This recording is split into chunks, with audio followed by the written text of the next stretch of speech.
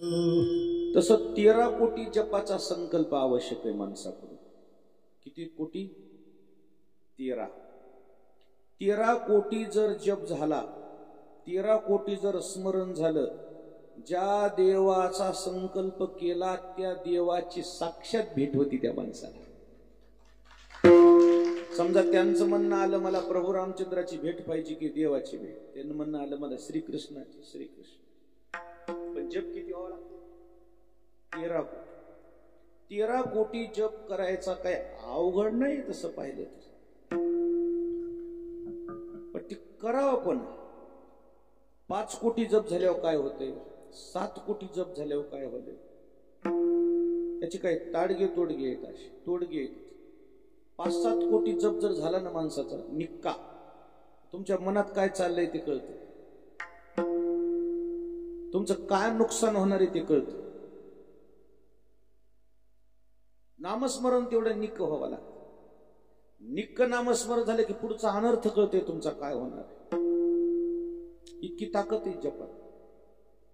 साधू संताला कळत होतं की नाही, भूत भविष्य कळो येईल वर्तमान. शब्द काय वापरला? भूत झालेलं, भविष्य आणि महाराजाला सगळं कळत होतं. आपल्या मोठ्या महाराजाच्या काळात रावसाहेब तात्या काळे, आमचे लक्ष्मण अण्णा झोलकर आणि उत्तमराव देवलेकर, देवला आहे तिथे, 3 जणांच्या गाड्या होत्या महाराजा. तात्याच्या, अण्णाच्या आणि देवलेकराच्या गाड्या. महाराज घेत नव्हते स्वतः, हे द्यायचे.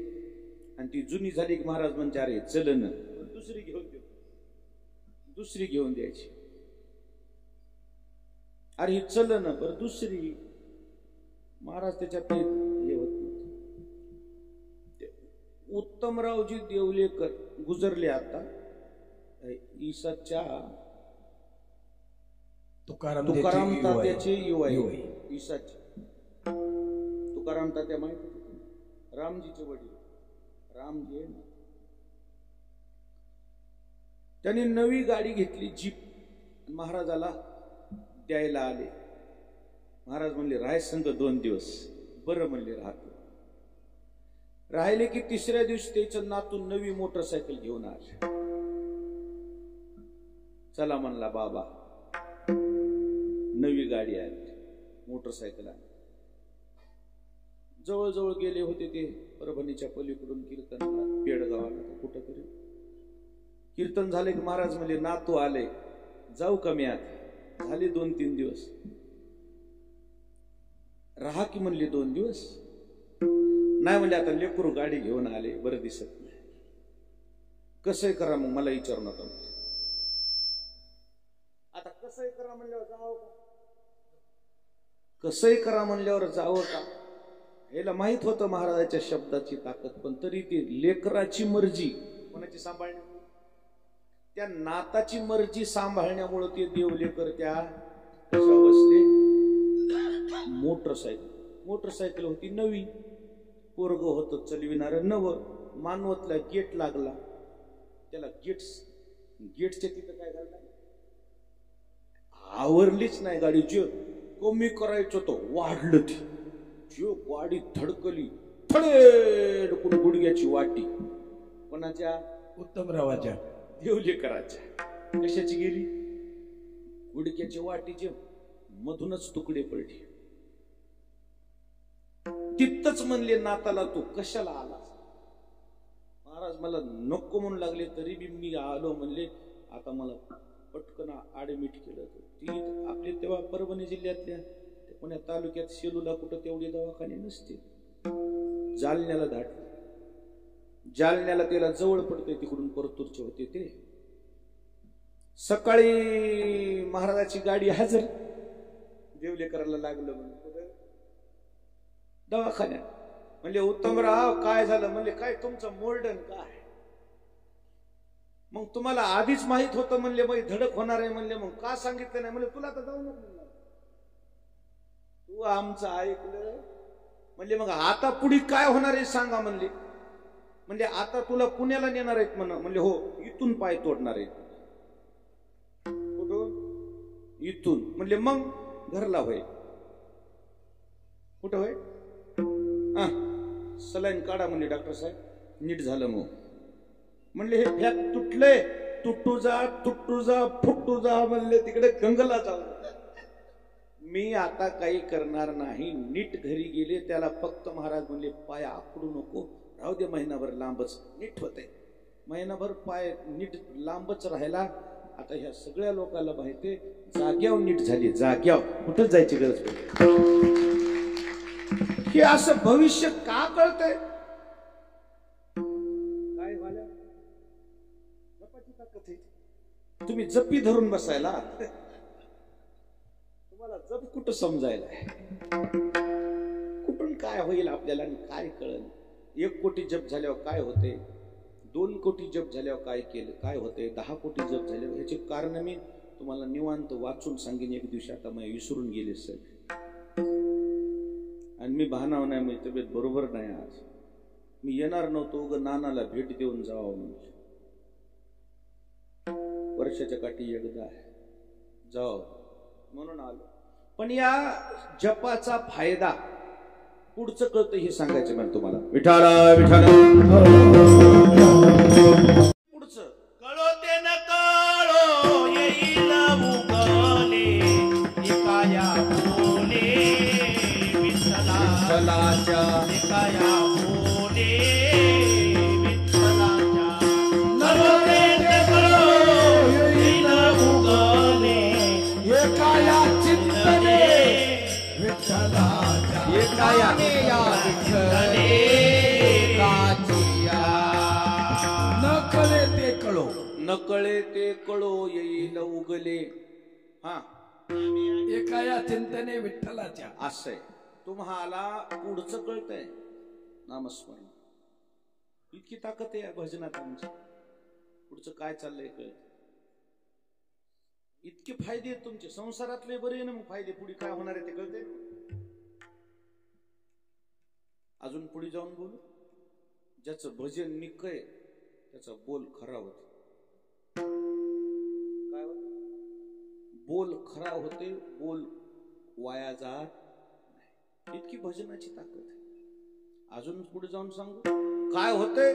नामाच्या चिंतने 12 वाटा पळते, 12 वाटा पळते निघणे, 12 वाटा पळते निघणे. नामाच्या चिंतने 12 वाटा पळते निघणे, 12 वाटा पळते निघणे, 12 वाटा पळते निघणे. नामाच्या चिंतने 12 वाटा पळते निघणे. टाळ टाळ टाळ 12 वाटा पळते निघणे. नामाच्या चिंतने 12 वाटा पळते निघणे, 12 वाटा पळते निघणे. नामाच्या चिंतने 12 वाटा पळती निघणे. नामस्मरणाने बऱ्याचशा काही गोष्टी स्मरणानं आपल्या जीवनामध्ये फायद्याच्या होतात. म्हणून जीवानं देवाचं स्मरण करावं, जीवानं देवाला विसरू नये, असं महाराजांनी या ठिकाणी आपल्याला मार्गदर्शन केले की हे चिदान देगा देवा तुझा विसर न व्हावा. देवा आम्हाला तुमचा विसरला जाणं आमच्या हातचं काम नाही. उपजला भावो आणि तुमची कृपेशी जाऊ. देवाच्याच कृपेनं आपला परमार्थ सिद्धीला जाऊ शकतो. आपल्या हिमतीनं थोडा जातो. विठाला विठाला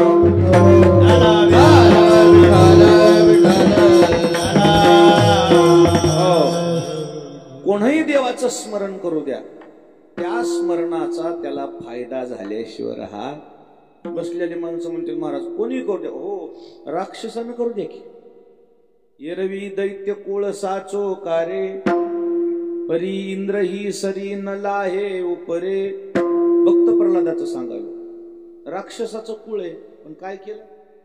स्मरण केलं. देवर्षी नारदाचे संस्कार लागले होते. त्या संस्कारानं पुढील लेकरू चांगलं निघालं. त्या स्मरणानं झालं काय? काय व्हायचंय? कितीही जरी अन्याय झाला, कितीही जरी अत्याचार झाला तरी केसाला धक्का लागला. कारण काय? हृदयी गोविंद मनोनिया हृदयी गोविंद मनोनिया हृदयी गोविंद मनोनिया हृदयी गोविंद. अग्नि जाळी तरी नजरे प्रल्हाद हृदयी गोविंद मनोनिया हृदयी गोविंद मनोनिया. अग्नि जाळी तरी नजरे प्रल्हाद हृदयी गोविंद मनोनिया हृदयी गोविंद मनोनिया. अग्नी जाळी तरी न जळे प्रल्हाद हृदयी गोविंद म्हणून या स्मरण वाया जात नाही. परमार्थ वाया जात नाही. परमार्थाचं सामर्थ्य किती आहे? जी अग्नीनं जळत नव्हती, हिरण्यकश्यपूची बहीण, ती प्रल्हादाला जाळायला निघाली. ती म्हणली मी याला सरणावर घेऊन बसते आणि ती फुकून, तुला तर माहित आहे मी जळत नाही. ती जळाली. तिचं नाव होलिका. तेव्हापासून तिला दरवर्षी जाळायले. तिचं काय जळणं संपलं. जळके लोक जळतच राहतात. जळक्या लोकांची माती राख होती. राख जळतो कशाला? जळायचं नाही. कशाला कोणावर जळायचं? ज्याचे त्याचे स्वतंत्र प्रारब्ध आहे. हिरण्यकश्यपूच्या बहिणीची चूक झाली. प्रल्हादाच्या केसालाही धक्का लागला नाही. आणि जेव्हा चौकशी केली तर तेव्हा लक्षात आले की फक्त हे परमार्थाचं सामर्थ्य आहे.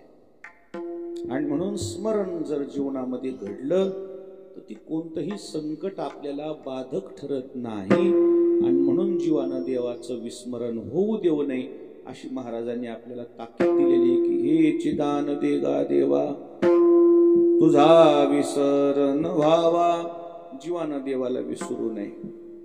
जीवानं जर देवाला विसरलं त्याच्यात देवाचं नुकसान आहे की जीवाचं नुकसान आहे? विसरली तया थोर झाली हानी पततील खाणी चौऱ्याऐंशी पततील खाणी 84 विसरली तया थोर झाली हानी पततील खाणी 84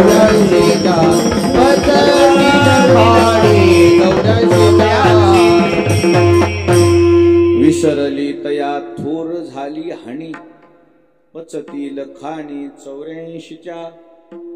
जर जीवाचं विस्मरण झालं तर पचतय ते.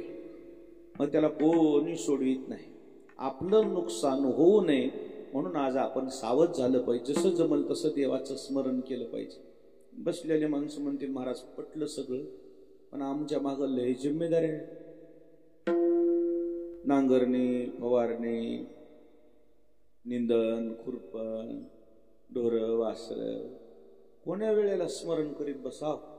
आणि काम महाराज म्हणजे तुम्हाला सवलत देतो, सबसिडी. कामामध्ये काम काही म्हणा राम राम जाईल भवश्रम सुख होईल दुःखाचे. म्हणजे त्याच्यातच कराय की भजन. सावता बाबानं कुठं भजन केलं? मंदिरात. शेतीत कांदा मुळा भाजी अवघी विठाबाई माझी, तिथंच भजन केलं. आता जिथं भजन केलं तिथंच मंदिर झालं. विठाला विठाला. भजनाचं भक्तीचं मंदिर आहे ते. भजनाचं मंदिर आहे. शेती शेती समजून केलीच नाही, भक्ती समजून केली. कर्म ही पूजा आहे. तुमच्या वाट्याला आलेलं कर्म देवपूजा समजून करा ना. झालं काम, परमार्थच झालं. आणि म्हणून आपल्याला संसार करता करता सुद्धा परमार्थ करता येतो अशी आपल्याला सवलत दिली शास्त्रानं. अडचणच नाही. जनाबाईनं कुठं भजन केलं? दळिता कांडिता जीविता गे बाई कुठेही भजन केलं. हातात पडेल ते गौऱ्या लावता लावता भजन केलं. गौरी भजन करू लागली तिची. एवढी भजनाची छाप पडती पुढच्यावर सुद्धा. नित्या भजन करणाऱ्याची छाप निसर्गावर पडती. निसर्गावर वासुकीच्या वनी सीता शोक करी. कुठं? लंकेमध्ये. परंतु काय सुरू होतं? भजन स्मरण. त्याचा असर वाऱ्यावर झाला, त्याचा असर पाखरावर झाला, त्याचा असर झाडा झुडपावर झाला. जेथ सीतेची वस्ती घडे तेथ राम नाम स्मरती झाडे. पशु पक्षी आशी स्मरण घडे पाषाण खडे राम स्मरती.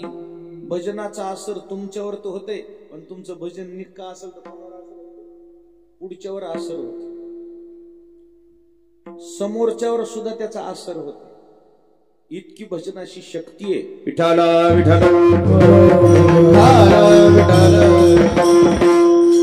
मारुतीरायाला ताकीद दिली होती. मारुतीरायाला प्रभू रामचंद्राने सीता का सामान्य स्त्री आहे का म्हणली.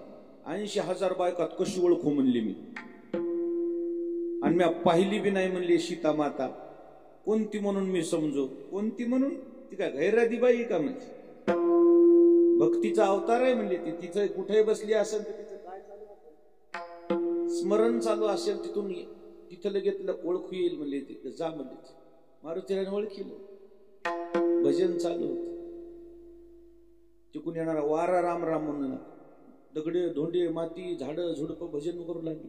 इतक्या नित्य स्मरणाचा असर होत. संस्कार लागते त्याचे. विठाला विठाला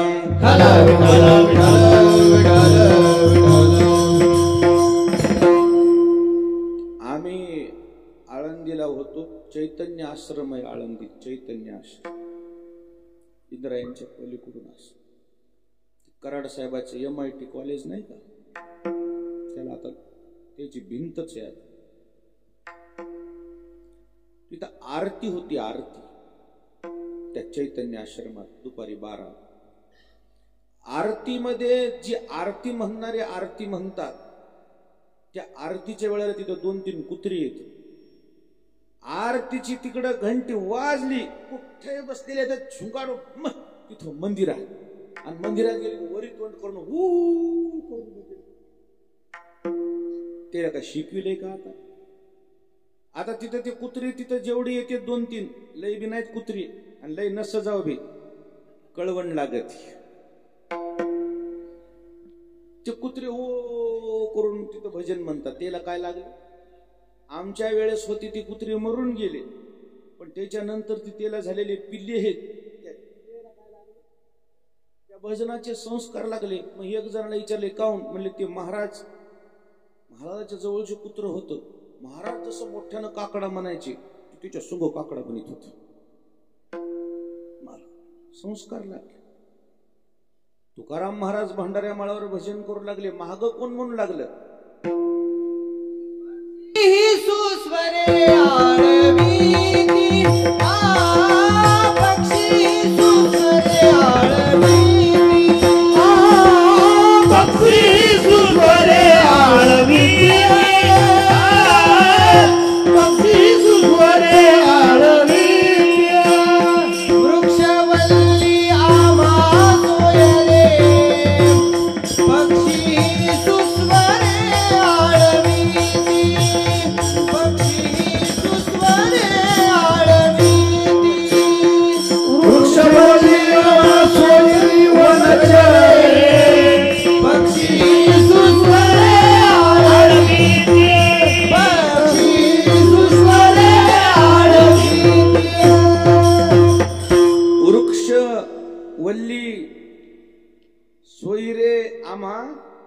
वनचरे कोण महाग म्हणू लागलं? झाड झुडप पशु पक्षी. ते महाराजाच्या स्मरणाचा भजनाचा परिणाम कोणावर झाला? पाखरावर झाला.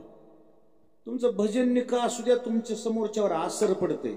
आणि तुमचं भजन निक नसले की लोक म्हणतात काय म्हणाव, छाप पडत नाही पुढच्या. विठाला विठाला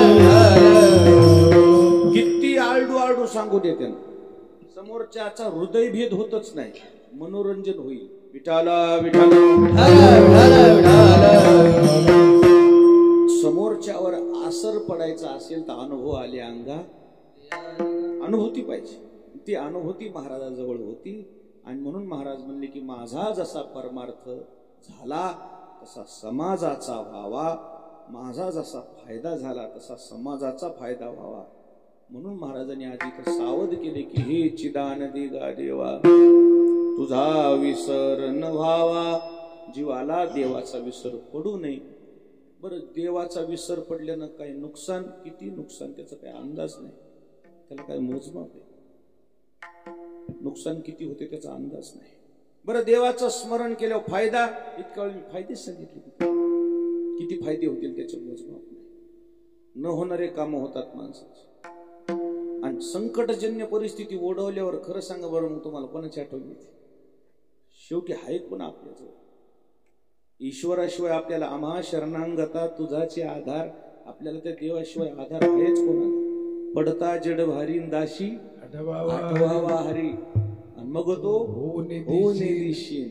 पण कोणी दासी शब्द वापरला? जो खरा दास आहे, कायेन वाचेन मनानं, तो देव त्याची जमानत घेईल. कोणाची कशी जमानत घेईल? संकट आले होतं कोणी स्मरण करते? दुख में सब सुमिरन करे, सुख में करे ना कोय, सुख में सुमरन करे तो दुख काहे को होय. विठाला विठाला आणि म्हणून स्मरण का आवश्यक आहे? त्या स्मरणावर प्रपंचातले बऱ्याचशा गोष्टी अवलंबून आहे आणि परमार्थ तर आहेच आहे. आणि म्हणून आज महाराजांनी आपल्याला सावध केले की हे चिदान देगा देवा तुझा विसर न व्हावा. अशा पद्धतीनं आपणही देवाचं वेळेनुसार, समयानुसार, काळानुसार जसं जमल तसं देवाचं स्मरण करायचं आणि जीवन कृतार्थ करून द्यायचं. विठोबा रखुमाई